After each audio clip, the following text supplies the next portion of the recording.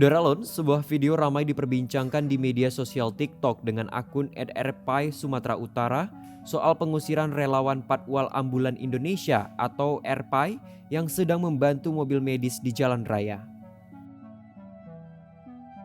Terlihat dalam video singkat seorang pria yang mengendarai sepeda motor diduga polisi lalu lintas meminta dua relawan yang tengah membantu sopir ambulan menuju rumah sakit tujuan diminta segera menyingkir dari jalan.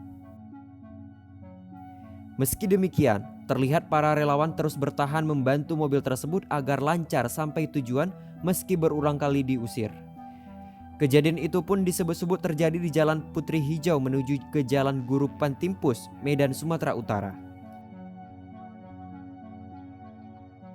Salah seorang netizen yang melihat pun langsung berkomentar. Ia mempertanyakan kenapa bukan polisi yang mengawal.